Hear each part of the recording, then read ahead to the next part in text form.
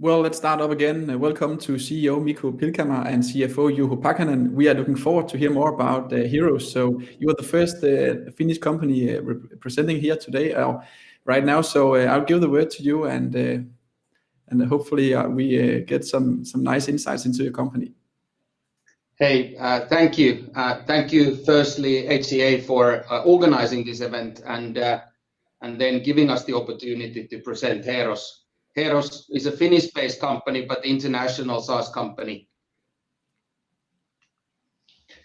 To start with, the usual notice to you, no doubt you're familiar with this. Please, Next slide, please. But then, if you flip on to the next slide, if we start by introducing ourselves, and why don't you, Juho, go first? Yeah. So my name is Juho Pakanen. I'm the CFO at Heeros. Been with the company for about 3 years now. I have a background in finance, in other related positions as well, and happy to be here today to present you a little bit about Heeros. And my name is Mikko Pilkama. I'm the CEO at Heeros since January 2020, so 2.5 years with the company. My prior experience is by and large sort of growing international businesses, firstly with Nokia, then in the financial sector with Luottakunta. I was also part of the Nets group for 3 years when the Finnish, Norwegian, Danish companies were put together. Quite familiar working in Denmark and with the Danes. And then moved on to the B2B SaaS business with Basware now at Heeros. Next slide, please. To start with, I will explain firstly to you what kind of a company Heeros is. Next slide, please. This seminar comes very timely from our perspective. In fact, we are in our strategy 2021 to 2023. We are kind of in a halfway mark. Therefore, today we actually held to the Finnish investors a strategy update seminar as well as a kind of a CMD. So actually the slides that I will be presenting to you are also fresh from the oven. Heeros is at a very interesting position today. We combine the sort of traditional Heeros side with 20 years of financial management software expertise. We combine it today with an ERP solution, an HRM solution capabilities from the companies we have acquired.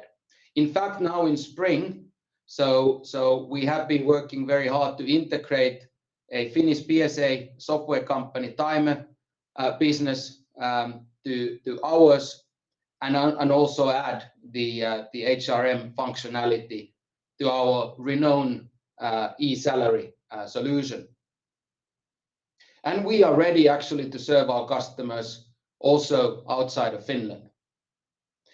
Take you through the numbers a bit. So we have quite a large client base of more than 18,000 SMB companies. Of those, 200 are mid-sized international customers to whom actually we provide services in 20 countries. Last year, without the acquisition of Time, our revenues were 9.2 million. But most importantly, 95% of that revenue is recurring. This is a good number for a SaaS company. Then we do this growth actually with a good EBITDA. The margins consistently have been above 20% since last 3 years. And we are 100 experts in our company.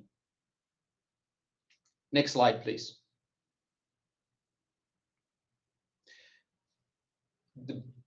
This one, please. Yeah. So we serve the SMB segment customers, small and medium-sized businesses. In terms of decision maker in these, our offering very much is targeted towards the CFOs. This is a one study about the evolution of a CFO kind of a position with the companies. The CFOs are, and traditionally very much have been, their job have been impacted by the digitalization, most notably the effectiveness in the purchase to pay, so B2B kind of invoicing, purchase invoices side, as well as the sales invoices side in terms of order to cash. But more and more, the CFO role is evolving into a supporting the decision makers to make the real-time decisions, make right and real-time decisions. Therefore, actually the role needs kind of a better real-time data. That's what the CFOs need to support this decision making. This means that they need to digitize the processes for not only for kind of specifically the invoicing process, but for all the business critical processes. Therefore, especially the mid-size companies, they look for integrated solutions for these business critical processes across the organizational silos. Next slide, please. Heeros integrated solution across the various business critical clouds can offer CFOs this needed effectiveness as well as the data across the processes.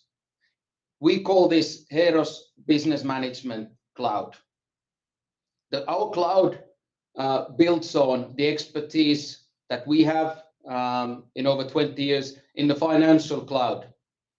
Now with the ERP solution that we acquired, we can also provide them, especially the PSA segment, but through our ERP connector also widely our solutions with various ERP solutions, be it business vertical specific or horizontal like Microsoft solutions and so on and so forth.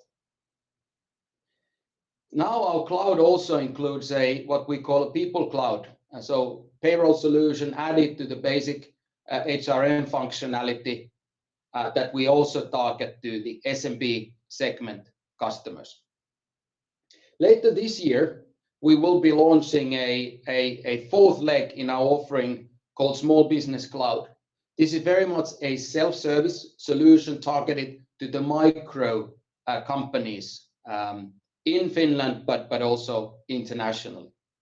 In the middle of this, all of this is this insight dashboard. There's various reporting solutions, management reportings and business reporting solutions there in each of the clouds, but we will also bring to the market what we call an insights dashboard, which is very much combining the operational data across our different clouds. Having this Heeros Business Management Cloud offers us, we can take an active role in discussions with the CFOs about their needs, both on the reporting side, but still very much also in terms of operational performance and consolidating the processes and tools. Next slide, please. We also have a very good business model, a scalable business and distribution models. Currently, we work with in Finland with the accounting offices, i.e. we license our software to them, which they use to serve their customers. These are typically smaller customers. In terms of size, we talk about 10 to 100 headcount companies, less than 10 million annual, 10 million euros annual revenue. Then Heeros Sales is targeting at the mid-sized companies. These are companies typically in terms of annual revenues, the size of 10 to 100 million euros, or in terms of headcount, 100 to 500 headcount companies.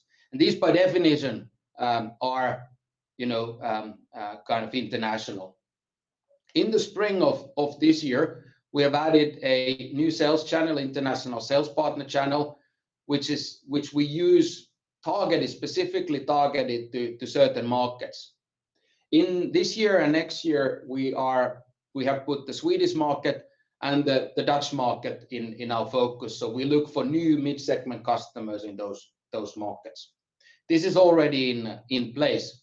And like I said, with the Heeros self-service, this is a new business model for us, service which we will be launching in the second half of this year. We will target the micro businesses starting in Finland.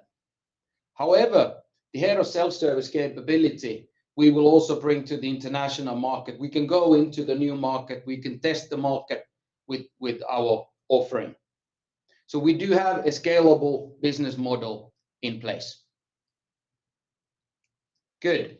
Next slide, please. And time to hand over then to Juho to take you through the performance and the matrix. Yes, thank you. Thank you, Mikko. As Mikko already mentioned, Heeros revenues was about 9.2 million euros last year, with about 5% growth rates from previous year. We are a growing company, even through the COVID pandemic in 2020, 2021, we grew our revenues. Our EBITDA profitability has grown nicely, and our scalable business model is showing results.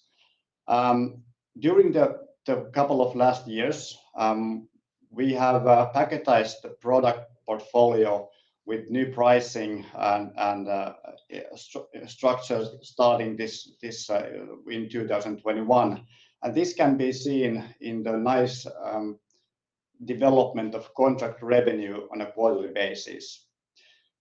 So it means that we have transformed our transactional revenues, which is typically paid as a pay-as-you-go model, into more fixed contract revenues. And our cash flow has developed positively due to this increased profitability and the packaging changes in our pricing models. The fixed contract revenues is something that is invoiced quarterly in advance, so it has a positive impact on the cash flow as well.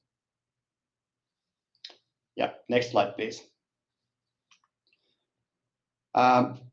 When looking at the profitability performance during the first quarter of this year, with this slide, I would like to highlight the solid performance in our latest reports.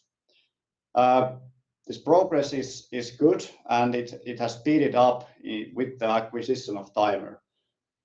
Especially our net revenue retention is good due to the larger portfolio.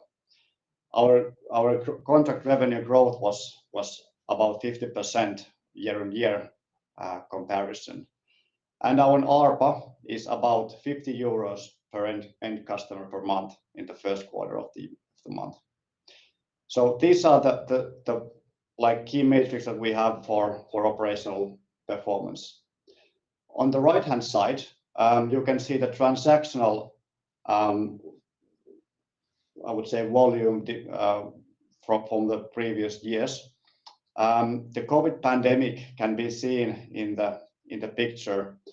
It has largely affected our volumes in both purchase invoices and sales invoices, but that can be seen is largely behind us, and the volumes in invoicing are growing. So we are setting the COVID pandemic behind us. Next slide, please. Having said all that, our current financial outlook for this year is to raise the combination of EBITDA margin and revenue growth percentage to over 40% for this year. And looking at the development of this matrix that we have during the past years, it has grown nicely, and it will be over 40 during this year. Good. Moving on to the next topic. Mikko, go ahead. Thank you, Juho. So looking at the key investment highlight, why should you be interested in Heeros? I will quickly take you through some of these points, but to summarize, firstly, we're well positioned actually with our offering from with our Nordic heritage, kind of to grow in the selectively in the European business application market, in the software market.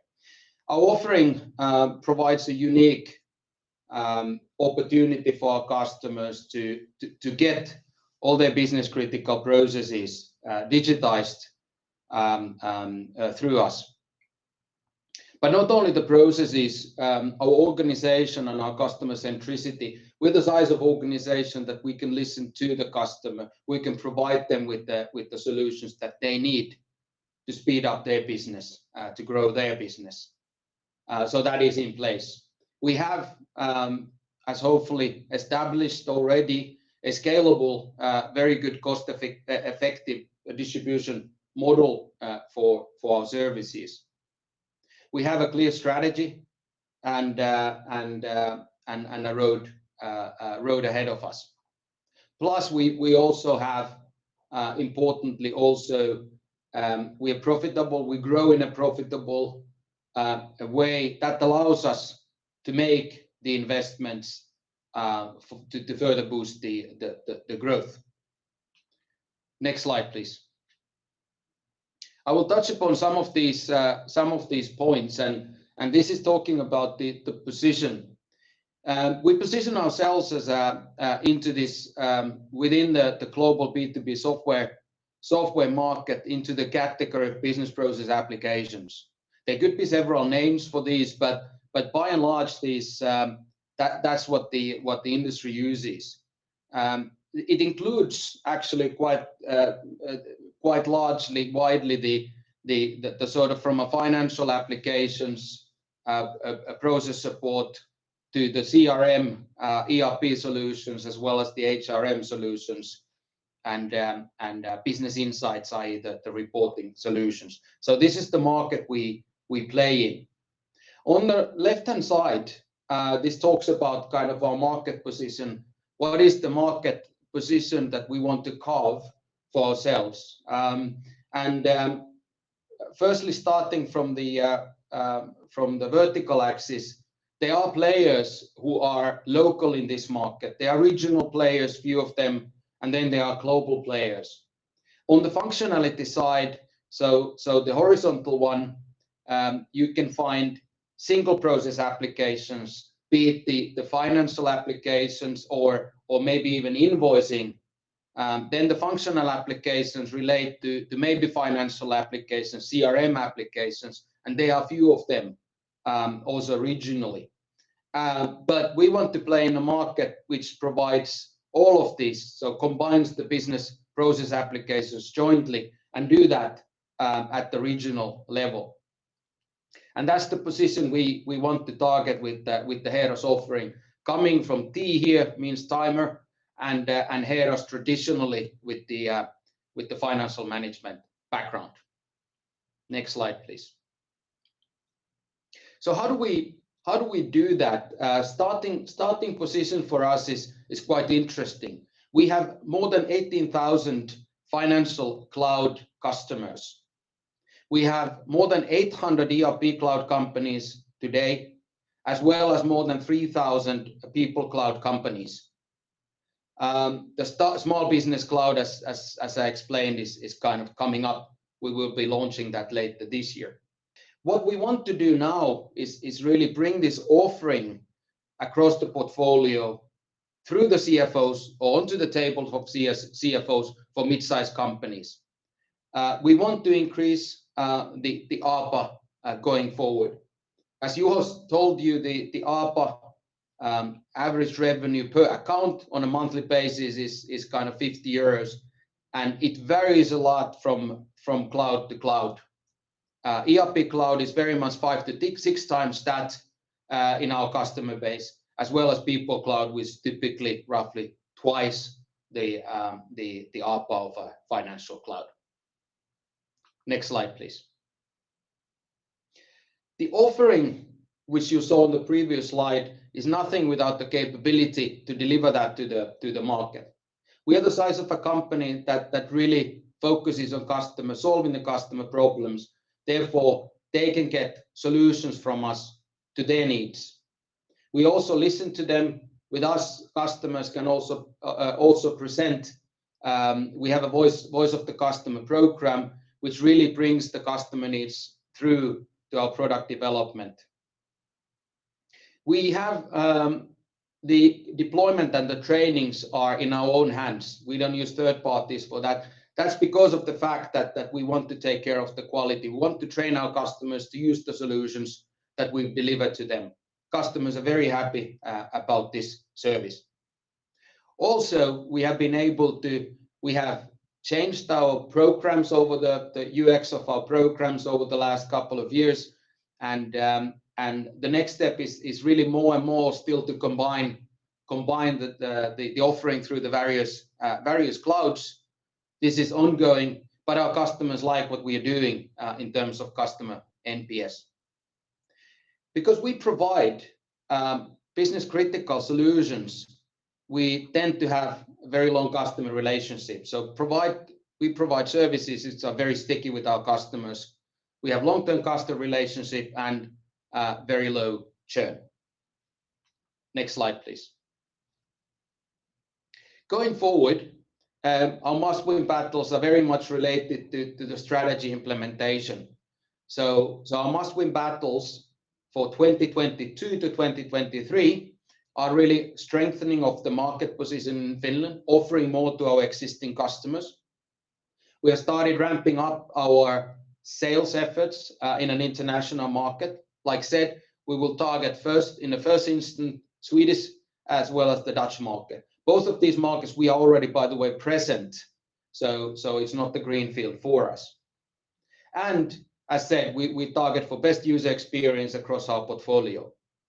By doing this, we consistently want to be on the better side of the rule of 40, i.e. over the combination, the combo target to be over 40 on an annual basis. On top of this, we will be active. There's a lot going on in the market. We will be active also to add on additional capabilities, products, maybe even regional presence through an inorganic way to boost our growth.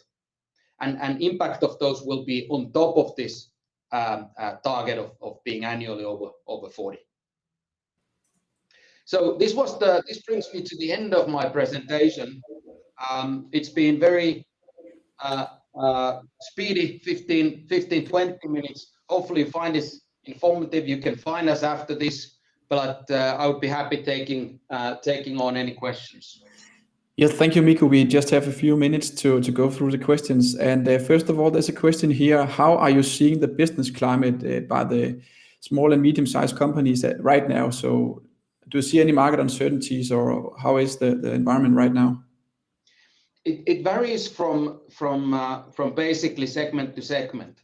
So firstly, obviously digitalization is quite a big opportunity with the smaller segment of customers. That's what we see. So they are consistently looking for solutions to digitize their processes. That's not impacted by this. To some extent, you can see that there's a bit of a slowdown in the biggest kind of the medium-sized businesses. The COVID as such is gone, but obviously the happenings, the war in Ukraine is to some extent impacting that.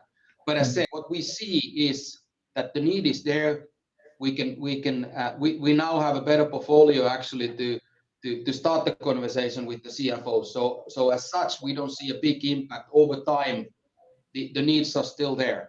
Thirdly, I would say that also in Finland and across Europe, the governments are discussing these invoice mandates, i.e. driving the B2B invoicing towards the structured invoicing. And that's also impacting, that's kind of a fuel to our systems. And that's impacting also positively kind of the climate, the economic climate, and also the demand for financial management and ERP solutions. All right, thank you. And then another question here: how do you manage the different laws on on accounting and payroll between many countries? So there's a question about your global scalability and how you manage the laws between the countries.